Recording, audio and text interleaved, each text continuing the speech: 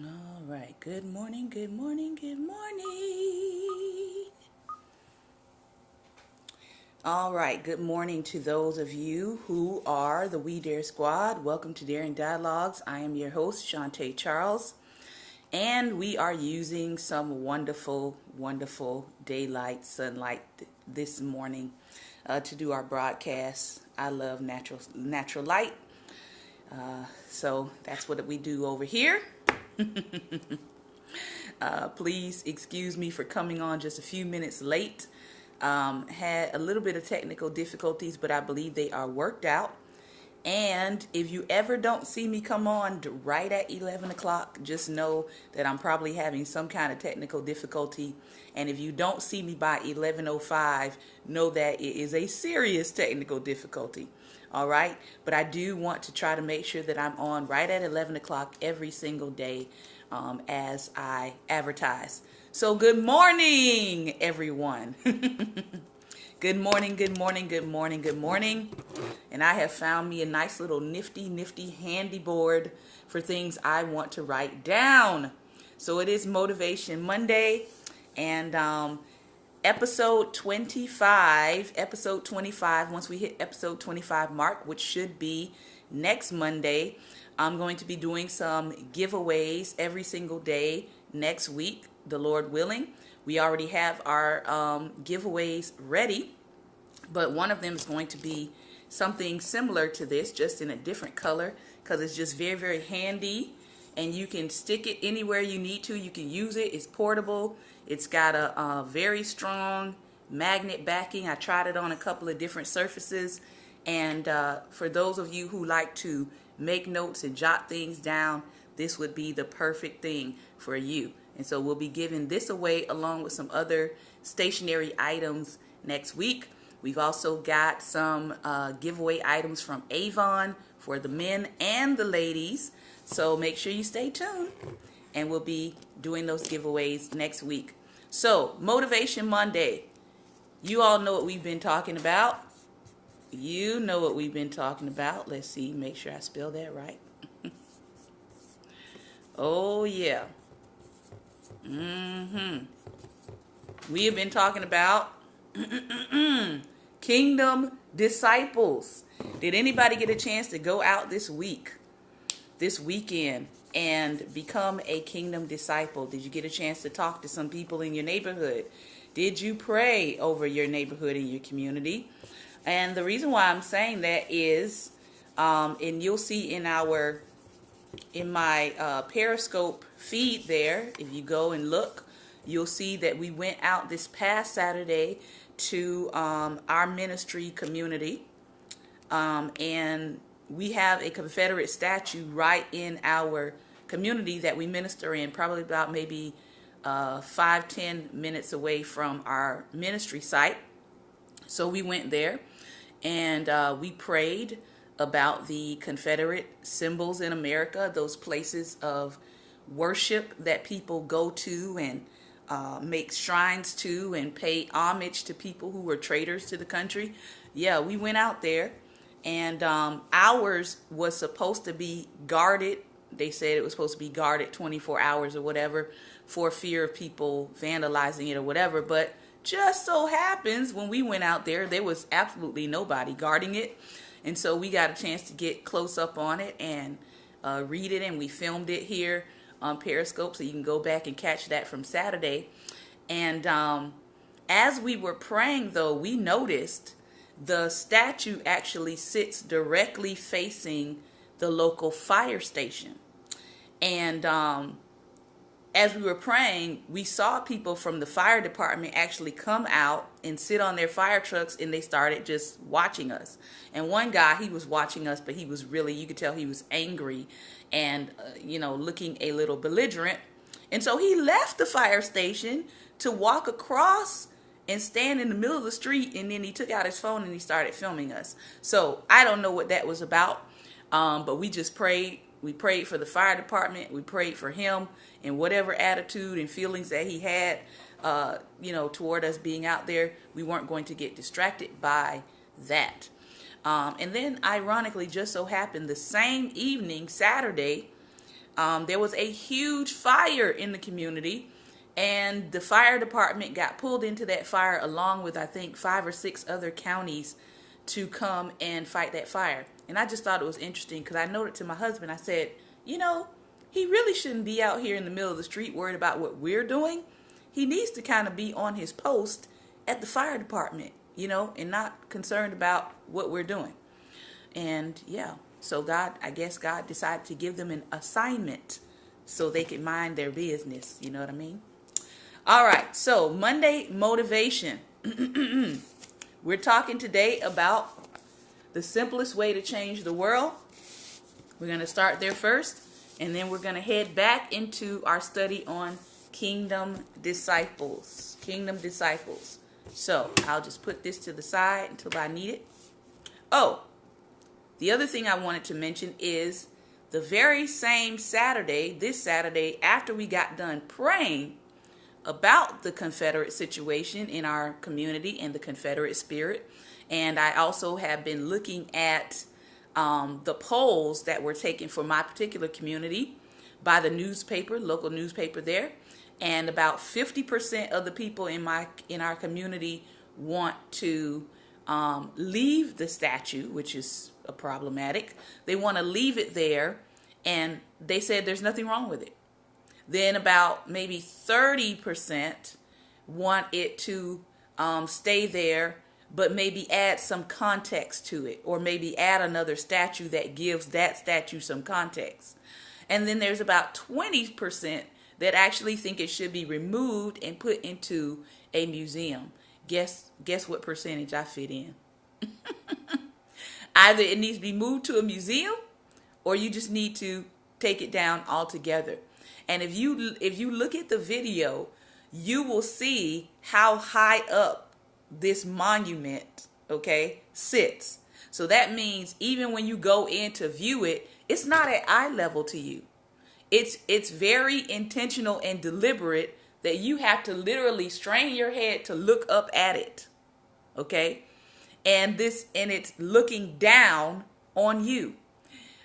So even just how the statue is even set up is a subliminal message of you will have to look up to us, you know. So just wanted to say that. But I got news that beginning today, and so we're going to be praying for those who are participating. Beginning today, Charlottesville is actually marching 100 miles from Charlottesville to D.C. And they are marching to confront white supremacy. That's the purpose of their march. Somebody say hallelujah.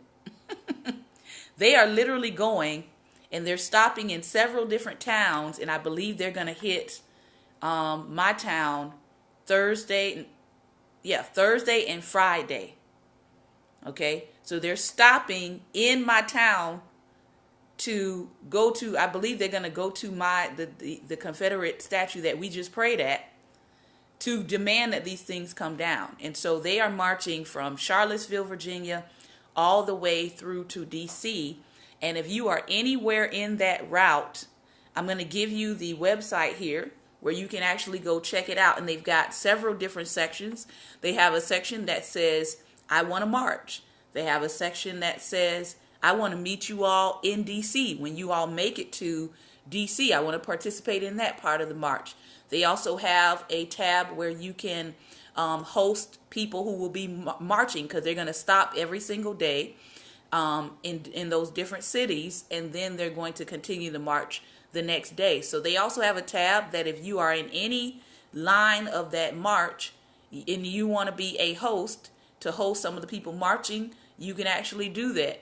They also have a tab where you can donate. And so this is the website if you want to find out more about it.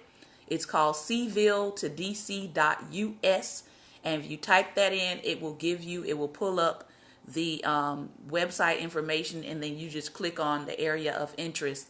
And then if you click on the one that says, I want to march, it shows you every single day which towns they'll be in and how they'll be moving through. And so again, this for us, this is just prophecy come to pass, right? This is something that God told us was going to be happening, that all around this nation, people are going to get fed up with the spirit of the Confederacy and with the spirit of white supremacy, and they are going to take action. And so that is what is happening. It is a non-violent march, a non-violent protest. And so we are praying for the safety of those that are involved. We are praying that they will have police cooperation and not police hindrance. Hello, somebody. They will have police cooperation in what they are trying to accomplish. Okay? So, from my understanding, it is going to be predominantly, welcome Prophet Lakia, welcome Pastor Ben, welcome Lady Barbara, welcome Prophet Jonathan, welcome Bespoke. I hope I've mentioned everybody that I can see down there. And so it's going to be primarily white people that are leading this march who have said it is time to confront white supremacy. Charlottesville for them. Turn it another way. Can you see that now? All right. Charlottesville for them was a wake-up call. It's cville to dc.us is the web address. All right.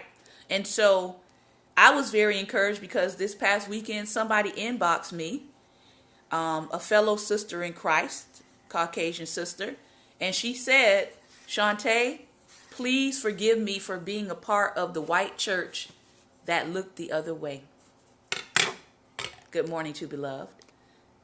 Please forgive me for being a part of the white church that looked the other way. You know what? It takes a lot of guts to admit that you have been a part of the church that looks away from the tragedies that have been happening to black people. And I respect her for that. I mean, I'm not like, oh my gosh, this is so amazing. No, because why am I saying that? Because black people have recognized that there's been a problem for decades, centuries, right? And we've been asking our fellow brothers and sisters to wake up. And so I'm excited that they're awake. I'm like, now let's get to the work, you know? So just want to share that with you so you have that information if anybody's interested in looking at that. I know I've had some people inbox me to say that they too want to do something similar to that in their city. I say get with the people who are already doing it. Get with them to see how they organized it so that you're not trying to reinvent the wheel, right? Get with the people who know how to organize things like this on a mass scale and learn from them and glean from them. All right, so we're moving on. The simplest way to change the world. Can you see everything, Prophet Lakia? If you can and you can hear me, put some hearts on the screen over here and put a thumbs up if everything is good sound wise. Awesome. Okay. All right. So we're moving into chapter 2 here of The Simplest Way to Change the World. And we've been talking about biblical hospitality as a way of life. Biblical hospitality as a way of life. I think one thing that the climate of our country has shown us, if it has shown us nothing else, is the fact that especially believers, we need to step up our empathy for other people. We need to step up our sympathy for other people. And we most certainly need to step up our love one for another. Those are some things that I guess out of all the stuff that I have seen and heard, that's kind of what I see as something that we need to step up and something that we need to increase. And so this book is really good when it's talking about biblical hospitality as a way of life, as a ministry in and of itself. So let me start with the beginning of chapter 2. We're not going to read through all of it because I want to take a look today at Kingdom Disciple as well. He says here, in 2005, the late novelist David Foster Wallace gave an iconic commencement speech. to the graduating class of Kenyon College, often referred to as This is Water. His speech is about the difficulty of staying attuned to others in the day in and day out drudgery of normal adult life. And he opened the speech with the following illustration. There are these two young fish swimming along, and they happen to meet an older fish swimming the other way, who nods at them and says, "Morning, boys, how's the water?" And the two young fish swim on for a bit, and then eventually one of them looks over at the others and goes, "What is water?" When it comes to pursuing biblical hospitality as a way of life, we immediately happen upon a major obstacle. Almost everything in our culture is set up to hinder us from pursuing it. Did you hear that? It's simple, but it's powerful. Almost everything in our culture is set up to hinder us from pursuing biblical hospitality. I'm going to raise my hand and agree. Almost everything in our culture is set up for us to worry about me, mine, self, and my kids and my family, and that's about it. All right? Much like those two young fish, we are so pulled by the drudgery of our everyday lives that we fail to stay attuned to God's call on us to be missional. Our default is to swim along with the current of our culture, not giving a single thought about the water that surrounds our every move and pushes us in the opposite direction of being intentional in our missions. We know you might be thinking, "No, not my home. You cannot have my home." We get it. The invisible cultural currents shape our view of our home in ways we don't even realize. So let's take a look at some of the currents and how they hinder our efforts at practicing hospitality. Now, I know I'm already going to tell you this is going to strike a nerve with people, okay? So the first current that we're going to look at today that he talks about and how it intentionally pushes us away from being mission-minded is the current isolation. I'm going to write it for y'all.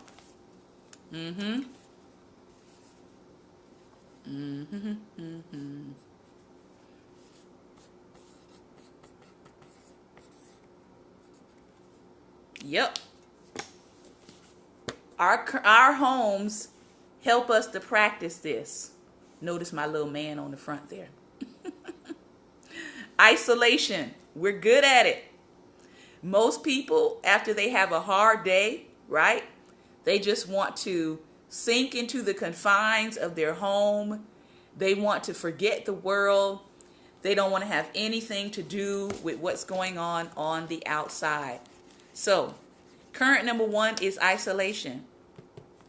Turn your television to the HGTV channel and you are likely to find one of the dozens of shows where a real estate agent helps a prospective renter or buyer find the house of their dreams. We both have spent many hours watching HGTV and will probably spend many more. The thing about a channel like HGTV is that it can actually teach you what people believe about their homes that they live in, what they value the most, and how they approach the spaces that they inhabit. In this way, it is an amazing tool to understand our culture and the ways we are most likely to think about our homes, even as Christians. If you spent any time watching HGTV, consider some of the most common phrases you hear there. Words like oasis, privacy, retreat. Anytime a salesman, whether a television producer going after ratings or a real estate agent pursuing a commission, tries to sell something, they go after what they think the consumer wants. And we want our homes to isolate us from the world.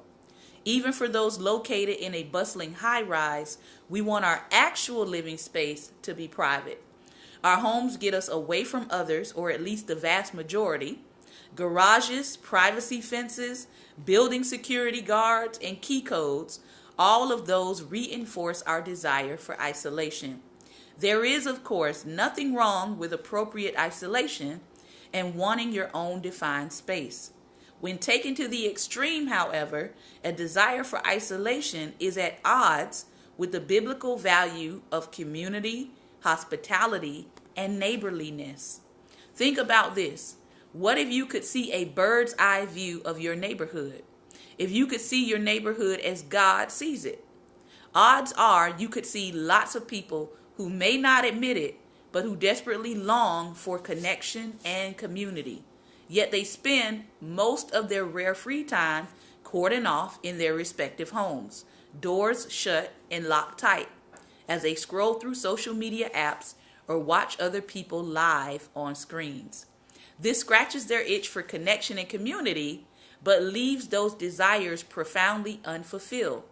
Isn't that ironic? Brandon and I have never seen this more clearly than I did last year after my family and I moved into a new neighborhood. We invited all our closest neighbors over for dessert in order to meet them, and two of my neighbors approached each other and introduced themselves. They lived 2 doors down from each other. I heard one of them say to the other, "It's nice to finally meet you. It's sad that we've both been here 15 years and we've never met." Listen,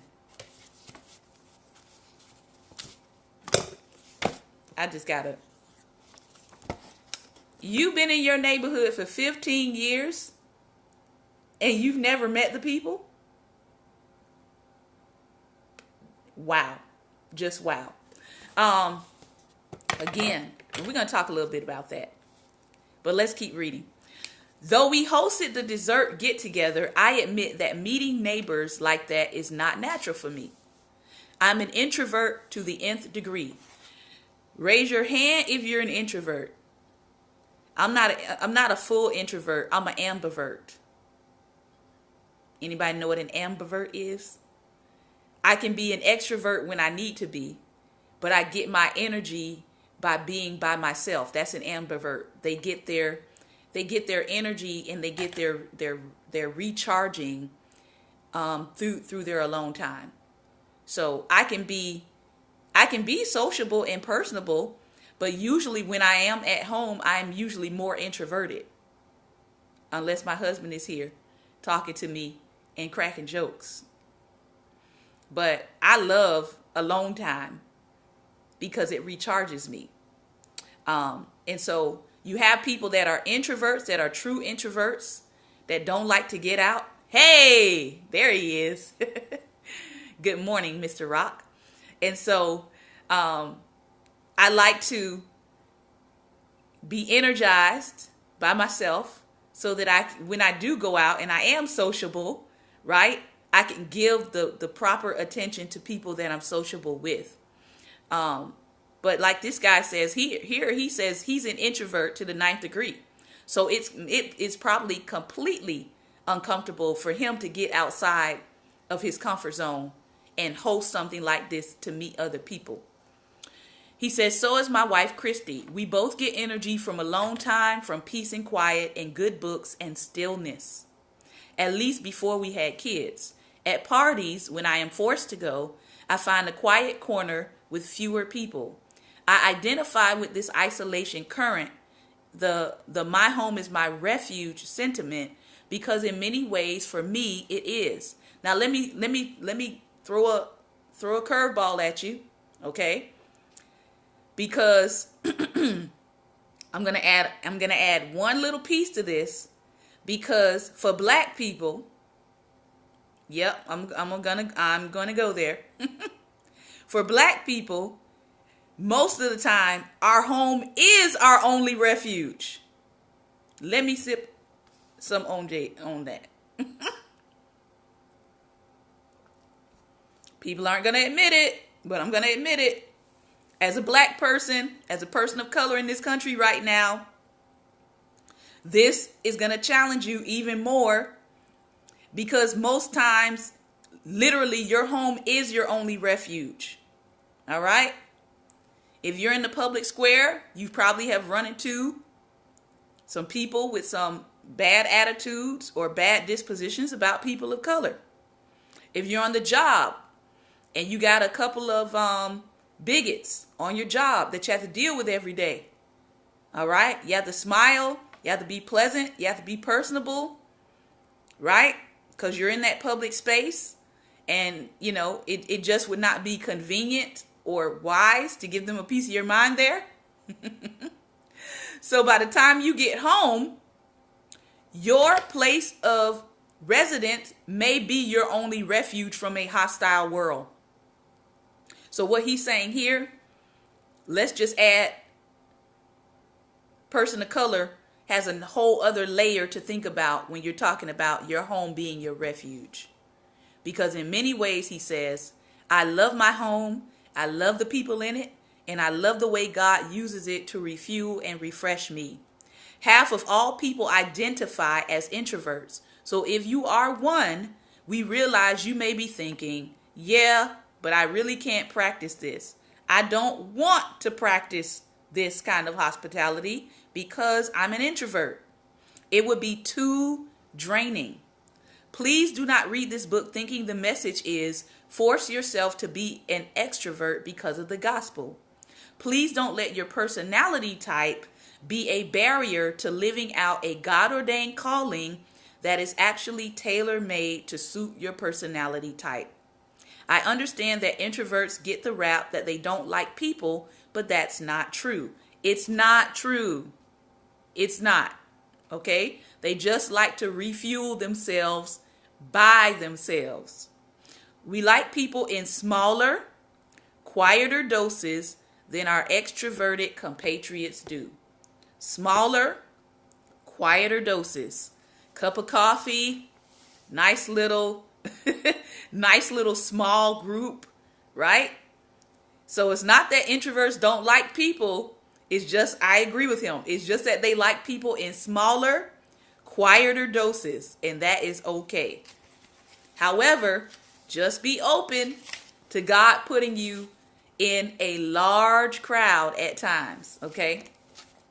He says, I have found that inviting one person or a couple of people to my house where we enjoy quality time together, have good conversation, and experience a volume level that never gets too stressful is actually my speed and completely fits the bill of hospitality.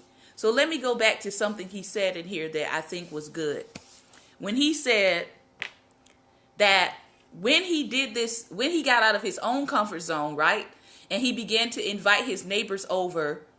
Two of the neighbors in the neighborhood hadn't met each other, and they both had lived in the neighborhood for 15 years.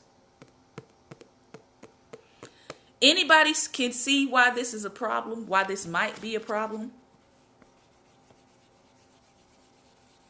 You have not met your neighbors that had lived in the neighborhood for 15 years. Both of y'all live there. What might be the problem? Well, I'm going to write 2 words up here. And I think that you all are going to get why it might be a problem. Yep, it's happening right now. See that? What's going on right now in Texas? Yeah, the aftermath of Hurricane Harvey. And guess what? That hurricane doesn't care if you know your neighbors or not. But it helps if you've already been building a relationship with your neighbors, that should such a natural disaster strike, you aren't trying to figure out who you can get help from, because you know your neighbors and they know you, and they're not looking at you like a suspect, or they're not looking at you like you're criminal. Okay? So it's important for us to get to know our neighbors. We were just this weekend, as we were pulling out to go do our mission work for the weekend, our neighbor pulled in with her children, and all I could hear was, "Hey, Mr. Robert!" Right? Because they know him. Their parents have talked to him. That's my husband, by the way. Okay? So the children know him. The parent knows him now. And we're making progress in getting to know our neighbors better. We're right now, we're still at the surface level, but they know our names, okay? They know that we're not mass murderers living in the neighborhood. And some people don't even know they have mass murderers living in the neighborhood until they see them on television, okay? Or they see them being arrested and carted off. And they'll say, oh, I knew somebody lived down the street, but I didn't know what they were doing down there. I never went down there to check. I just noticed that the neighborhood started smelling bad. And they still, even after the neighborhood started smelling bad, they still didn't go down there and check, either on the person or to see what was happening. So this hurricane is just one example of showing people moving in unity, right? Moving in solidarity to help their fellow human being. All right? I have really been encouraged by what I have seen with people using social media. They're using social media to help people in their neighborhood. They're using social media to inform the EMT rescuers where people are stranded. They're taking pictures, right? And showing what area they're in, if they're flooded. I know that at the beginning of the storm, there was a picture going around social media showing all of these elderly women that were like up to their, past their waist in water, right? And they were waiting on help, and they were able to locate them and get them rescued. All right. So all of those things are important to caring about other people, caring about humanity. But again, you have to begin to build relationship with people. You have to begin to build rapport, and it starts somewhere. You don't want to wait till a Hurricane Harvey comes to actually get to know your neighbors or figure out who in your neighborhood is elderly that might need help first, right? So just be cognizant of that and be mindful of that. The other piece I want to say there is growing up. Everybody in the neighborhood knew your parents, whether you wanted them to or not. Growing up, if you got in trouble, if you did something in the neighborhood, everybody knew you did it. Everybody didn't come down on you, though. There were specific adults in the neighborhood, right, that were pretty much designated maybe as the older adults, and they would discipline you if your parents weren't around. And then they would tell your parents what you did and how they disciplined you. And sometimes your parents gave you another set of discipline. And so because there was this level of village atmosphere or village care in your neighborhood, you weren't as prone to go out and do illegal things, okay? In our neighborhood, we had several people that if we saw them and we were about to do something wrong, we immediately stopped what we were doing. And we said, as kids, we probably said, oh, we can't do this because she's looking, okay? And if she sees us, it's definitely going to get back to our parents. So we can't do it. So even the presence, right? Even the presence of adults stopped us from committing some of the things that would have probably gotten us in trouble. Just their presence. They didn't have to say anything. Some of them just stared at us, They gave you that stare. And they waved. And some of them said, hey, baby, how y'all doing today? What y'all got going on? And so it would deter us from getting into further trouble. It would deter us. Just their very presence, just their willing to be visible in the community helped us to stop doing certain things. Just the visibility alone. All right.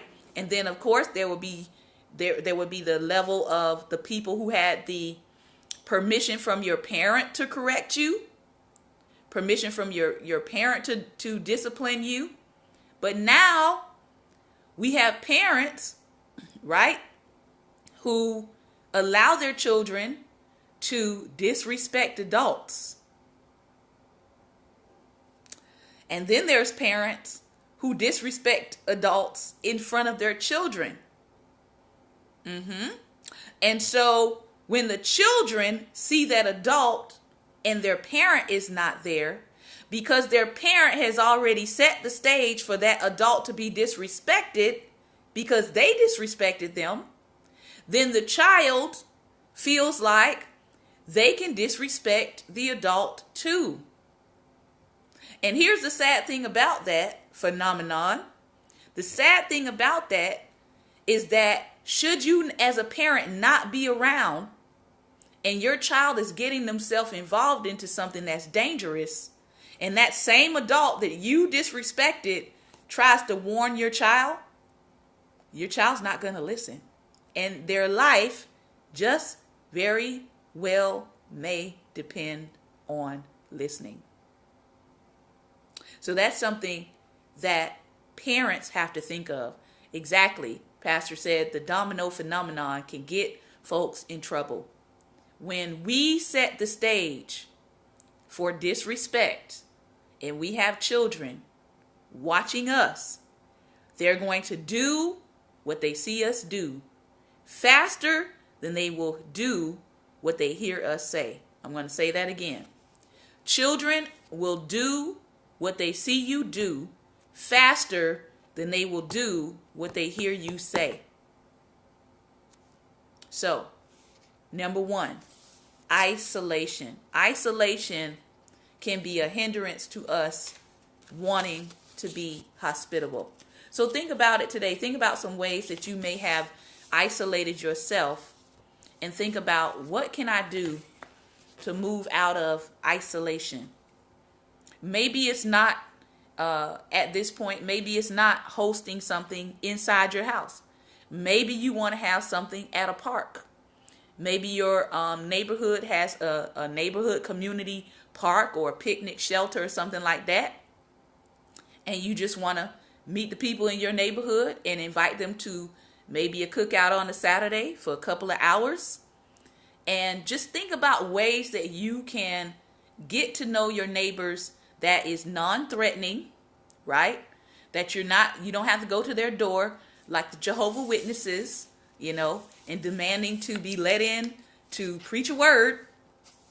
But sometimes the word that's preached is hospitality. All right. The other day we had some fellowship, and we were celebrating Pastor Robert's birthday, which happened on Friday, and we had bought some, different refreshments on Sunday, and we still had a whole lot of stuff left. And as we were leaving the venue that we were at, we saw some students that were outside. They were on their laptops, studying, getting some work done, and we gave them some of the extra food, and they were just thankful that we gave them some food. It doesn't have to be a difficult thing to involve yourself in doing. I know sometimes we want to have this planned, laid out, almost, carnival atmosphere as to what we're doing when we are trying to reach people. But we're talking about very, very, very simple things that you can do in your neighborhood. Like I said, hosting a gathering, hosting a picnic, getting with the moms if you are a single mother, or if you're a mother who is a stay-at-home mom.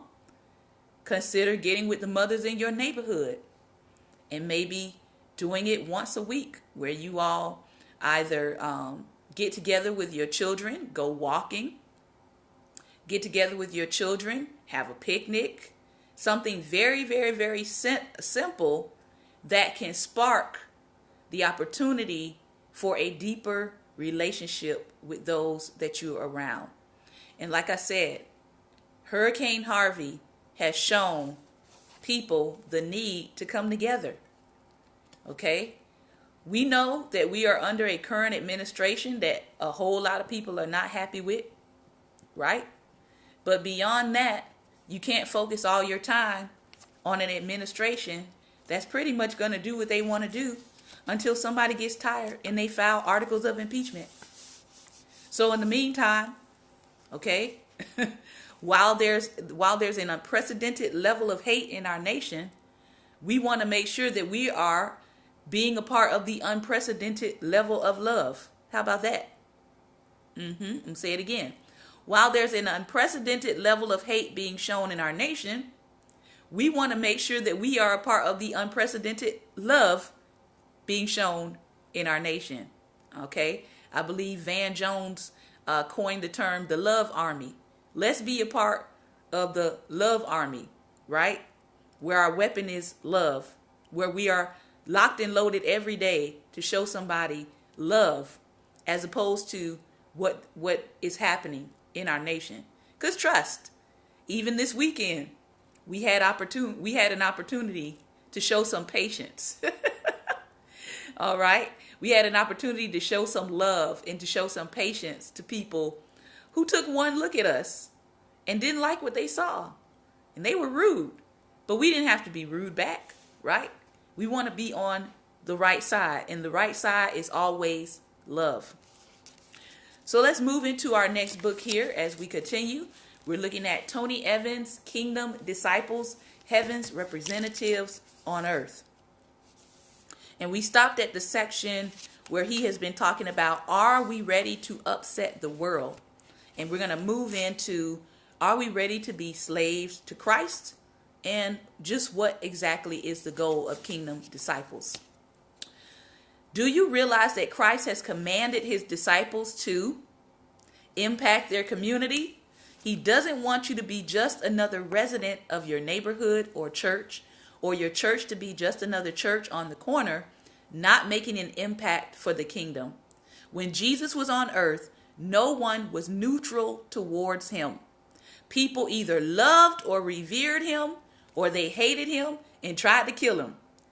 So if you're a disciple, just understand, most people are not going to be driving in neutral when it comes to their feelings about you. And I always say this, you either love me or you hate me. You're either inspired by me or you're annoyed by me. But guess what? There's no neutral thoughts concerning me. And guess what? I'm okay with people not liking me. All right? So I hope everybody listening has been delivered, right, from people pleasing. Because if you're not delivered from people pleasing, I guarantee you, your emotions is going to be like this. Maybe not every day, but too often. All right? And so with Jesus, just like with you, people are either going to love you or they're going to hate you. They're going to be inspired by you, or they're going to just say, well, I just tolerate them. I just tolerate them. But the key is discerning when you're being tolerated. Because guess what? You don't have to hold an audience with people who simply tolerate you. I know some people do it. I know some people feel obligated to be around those who only tolerate them. I refuse to do that. I'm not wasting my energy with people who only tolerate me. I know. Let me take a sip of my OJ. Listen, life is too short to live it around people who just tolerate you. If I'm around anybody, I want to be around people who want to be around me, right?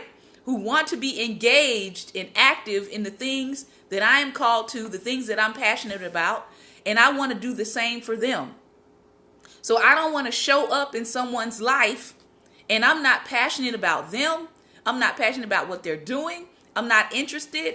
That is a waste of their time and a waste of body space, because somebody else could be in my place supporting them in the way in which they need to be supported. I know. When Jesus was on earth, no one was neutral towards him, and nobody ignored him.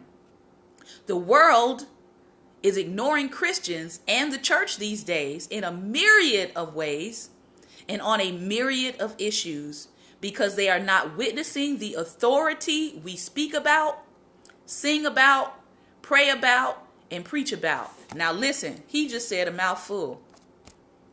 So we're going to have to dissect it. Jeez, Tony Evans. I want to get through a paragraph, but good God. The world is ignoring Christians and the church these days. Now, if he's lying, somebody put he's lying on the screen. But most of us know he's not lying. The world is ignoring Christians and the church these days in a myriad of ways and on a myriad of issues. Let me put some of those issues down for us. Because they're not witnessing our authority. We say, okay, we say we have authority. We say we have it. But when it comes down to it, we're not showing that we have authority. And if the only time we seem to have authority is if we elect an official to force people to do what we want them to do, then we don't have authority. Uh-oh. Uh-oh. You mean we're not supposed to be making laws to force people to be righteous? Uh-oh. You can't make a law to force people to be righteous. Let me help some of us. Laws were created for the lawless. That's what the Bible says. Laws are for the lawless so that righteousness can go forth freely. Okay? Laws are for the lawless so that righteousness can go forth freely. However, the moment you start making laws to force people into your beliefs, you have missed the point of the gospel. Because the gospel is a free will choice. The gospel has never been, I'm going to force you to convert or die. That's not the gospel. It's radical militancy posing as the gospel, but that's not the gospel. Jesus said, whosoever will come to me, let him come. So, the church is being ignored by the world on issues like racism. Yep. They're ignoring us. Why are they ignoring us? You know why? Because they see too many Christians being silent on the issue of race. Here's another one the world is ignoring us on.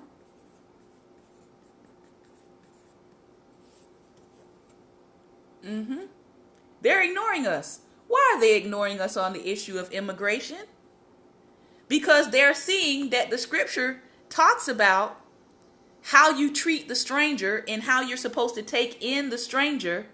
And they're seeing the church do the exact opposite.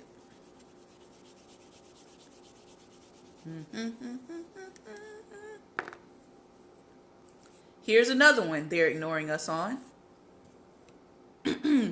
Unity. Why is the world ignoring us on the subject of unity? Might it be because they don't see it with us? Every time I look up, there's a new issue going on with the issue of unity.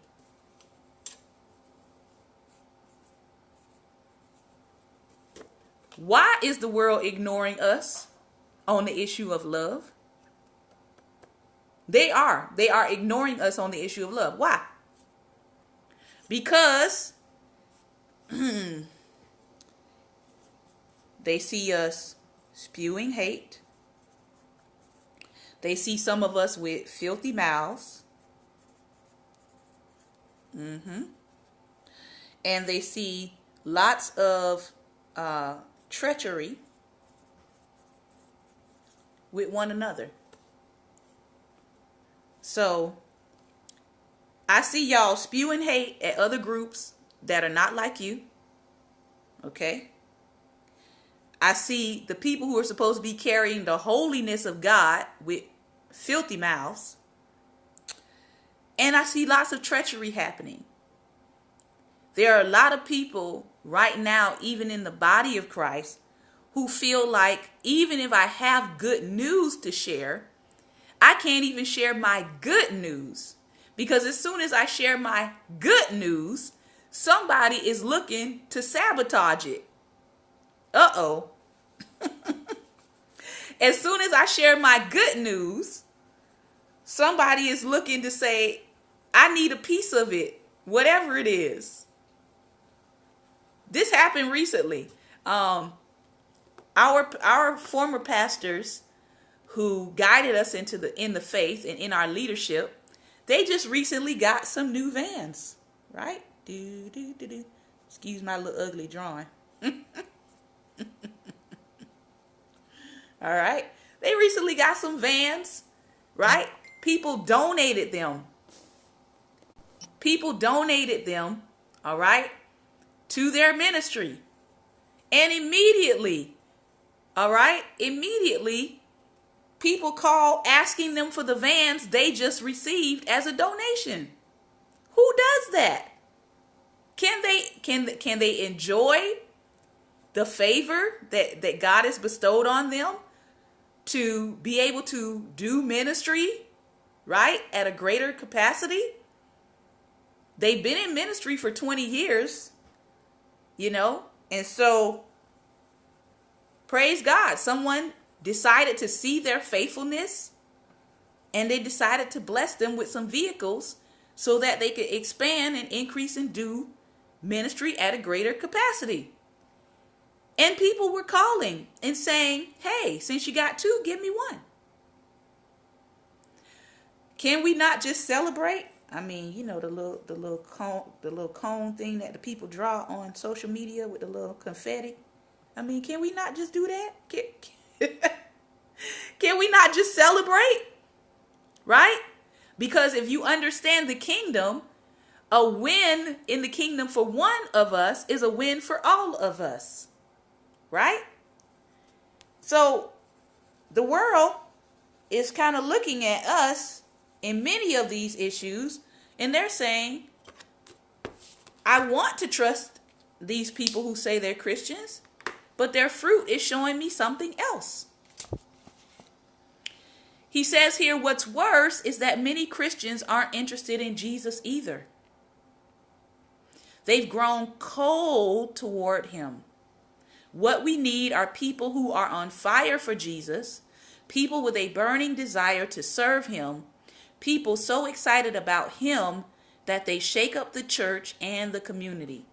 You can't be like Jesus on your job, in your neighborhood, and possibly even within your church and not have opposition. Listen.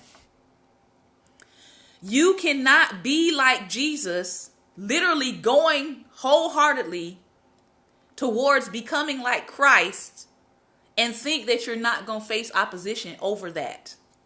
Because as he said, the reality is, just because people say that they're Christians doesn't mean that they are actually hard after following after Christ. Tribulation is a part of Christian experience, or it isn't the Christian experience. If you're having an easy time all the time, if the enemy never bothers you, you better check the direction in which you are walking. You may be walking hand in hand with the enemy. So, the question begs, are we ready to be slaves to Christ? We're not talking about American slavery. We're not talking about abusive slavery. We're not talking about chattel slavery. All right? He says this. The sermons I preach at our church are recorded on master compact discs. These masters are then put on a duplicating machine to produce CDs for our church. There is only one master CD for each message, but of course this master can produce any number of duplicates. It's interesting that the duplicating machine into which the CDs are placed to receive the master's message is called the slave unit. The task of the slave unit is not to create its own message or to distort the message it is receiving, but to faithfully record and play back what is said on the master. That's a picture of the discipleship process. Jesus is the master and we are his slaves, with the task of reflecting and replicating his character and conduct and rule in history. It would be through the mass producing of disciples on a local, national, and international scale that would fulfill God's original intent to rule through mankind. So oftentimes people say, well, I don't see the rule of God. I don't see how God is in control. But guess what? God's original intent is to rule through us. So if we're not seeing the rule of God in the earth, then we have to back up and ask the question, are we making disciples? Or are we making clones of ourselves? Are we making disciples of Christ? Or are we making little mini-me's? Discipleship was not a new idea in New Testament times. It was a well-established concept in the Greek world in the centuries before Christ. The word disciple means learner and student, and the Greeks had disciples in the realm of philosophy. In Matthew 10, verses 24 and 25, Jesus described what a disciple should look like. We read, "A disciple is not above his teacher, nor a slave above his master. It is enough for the disciple that he become as his teacher and the slave as his master." So, as we begin to close here, understand that if somebody says that they're a minister of Christ, that if they're a disciple of the gospel, they're a disciple of Christ, then that means that their message doesn't go above Christ's message.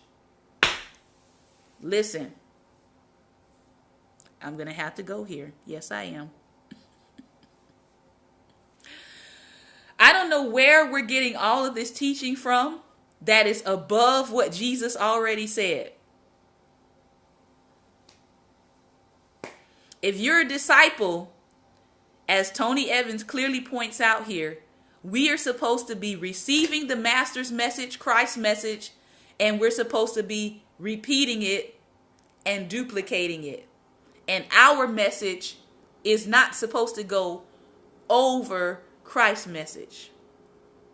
So if Christ has already told us about marriage, what marriage is defined as, divorce, singleness, being a eunuch, sex, money, lust. If Christ has already defined some of these things for us, then to come and say, I know Christ said this, but I want to add this, that means you're not a disciple. You might be a false teacher, but you're not a disciple. Disciples, again, let me give it to you again. A disciple is not above his teacher, nor a slave above his master. It is enough for the disciple that he become as his teacher. So we have a lot of people now saying that they're gods. It is enough for the disciple that he become as his teacher. He doesn't become his teacher. He becomes as his teacher. He doesn't become his master. He becomes as or like his master. So if I come telling you something and then I say, I know Christ said this, okay, about lust, but this is what you can do that Christ did not say. I need to be very careful of that person that now is telling me something above what Christ has already established in Scripture. So even though they may be saying, I'm of Christ or I'm a disciple, you might want to check, what has Jesus already said about the situation. What has Jesus already said about purity? What has Jesus already said about what we give our eyes and our ears to? If Jesus has already laid down specifics, then why do I need to hear something else that goes above what Christ already said? And again, this goes back to the importance of reading the scriptures, reading the gospels, and understanding what Jesus had to say on certain subjects. Like someone said to me, well, Shantae, Jesus doesn't talk about homosexuality. And then I would have to say, but Jesus does define marriage. So by him defining what marriage is, okay, you learned this in school. By defining what marriage is, he also defines what marriage is not. So go read it. Go read what Christ defines marriage as, and you will know what he doesn't define marriage as, because he's telling you in his definition. And so if what you're calling marriage does not fit what Jesus already defined it as, then it may be a civil ceremony, but it's not a marriage in the sight of God. We know man can make up all kinds of laws, but guess whose law trumps all laws? Moral law. God's law. What he divinely set in the earth as the order trumps everybody. So again, can unrighteous laws be created and passed and people be expected to follow them? Yes. Unrighteous laws can be created. Because remember, last time we said all laws are not righteous and all laws are not moral. So it is our responsibility as believers to make sure that we understand just because something is a law doesn't make it a moral law and doesn't make it a righteous law. All right? Exactly. That's the problem, because words are changing and their meanings. It is a problem. And that's one of the ways that the enemy can set up doctrines of devils. Okay, remember, doctrines of devils. Doctrine means teaching. And so if I want to subvert or if I want to pervert a thing, I have to redefine it. Somebody asked a question, what's going on with all of these different terminologies that they're trying to give to people with gender? I think there's up to now like 30 different titles that a person can call themselves other than male and female. It's about reassigning. It's about changing the language. It's about changing the context. Because before I can give you a doctrine from hell, okay, before I can give you a doctrine from hell, I have to redefine language. I have to redefine terms in order for it to work. All right. So this has been another Daring Dialogue. I want to thank you for your time. I hope that I have said something today that was helpful for you. I hope that I have motivated your day. I hope that you will get out and be in your community at some point in time and making sure that you are a part of the love army, that you are a part of those who are showing and demonstrating love to your fellow human being. Remember, they don't have to be a believer for you to be kind, for you to show love, for you to show compassion. And so I hope that I've encouraged you to do that. Remember those who are in the Houston, Texas area, who are still, from my understanding, dealing with the effects of the hurricane, as well as some parts are still getting rainfall on and off. So please be in prayer for them. Also, please be in prayer for the nation of Sierra Leone, who is still dealing with the fallout of their mudslide. I believe 600 lives were lost, and they're still looking for several thousand missing people. So we want to keep them in prayer as well. Also keep our region in prayer, DC, Maryland, and Virginia region, as they begin in Charlottesville. They start marching today to DC. We want to make sure we pray for their safety and that nothing violent happens as they choose to participate in this march. All right. Thank you all so much for your time and attention. I want to say take care. And remember, light is the most daring opposition to darkness. So please go out and be light today. God bless. All right. Take care.